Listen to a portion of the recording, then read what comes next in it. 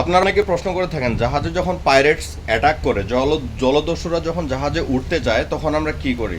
এখানে দেখেন এই যে হাই প্রেসার ওয়াটার গান, এই যে দেখেন হাই প্রেসার ওয়াটার গান এখানে দেওয়া আছে। এই যে এটা হলো ফায়ার হোস। এটাতে মূলত গরম পানি আসার কথা, কিন্তু এই জাহাজে গরম পানির কোনো সিস্টেম নেই, হট ওয়াটার। তো এখানে এই যে আরো এখানে এগুলো হলো গান ওয়াল। এখানে মূলত এইভাবে মানে এটা আমাদেরকে শিল্ড দেয়। তো এটা এইভাবে সেফ দিয়ে আমরা এভাবে মানে হোসটা ধরি, তাদেরকে ডিস্টার্ব করি জাহাজে যেন আসতে না পারে। এবং আরো একটা জিনিস দেখায়, এই যে এটা হলো রেজারওয়্যার, জাহাজের চারপাশে এই রেজারওয়্যার দিয়ে আমরা বেড়া দিয়ে দিচ্ছি যেন তারা জাহাজে উঠতে না পারে।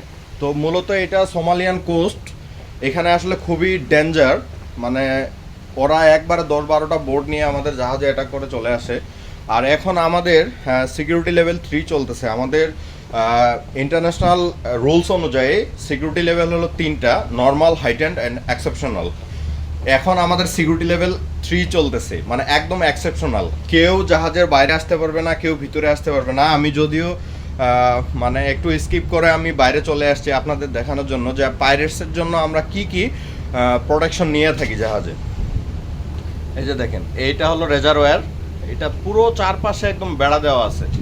আরও যে প্রোটেকশনটা আছে সেটা হলো আমাদের AK-47 3টা নিয়ে 3জন সদস্য আমাদের একদম নিরাপত্তা দিয়ে আমাদেরকে এই রুটটা পাস করে দিচ্ছে।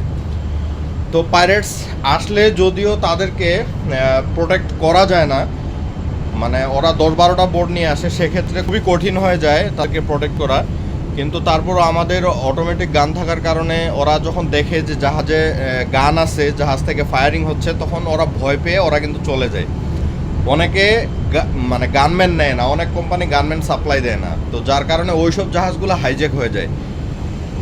তো এটাই ছিল আজকের ইনফরমেশন যে জাহাজে জলদস্যুরা অ্যাটাক করলে আমরা কিভাবে প্রোটেক্ট করি। এই যে দেখেন পুরো জাহাজে এই যে হোসটা আছে, এইরকম হোস চারপাশে আমরা রেডি করে রাখছি যেন গরম পানি দিয়ে তাদেরকে প্রোটেক্ট করতে পারি, যেন বোট নিয়ে উঠতে না পারে।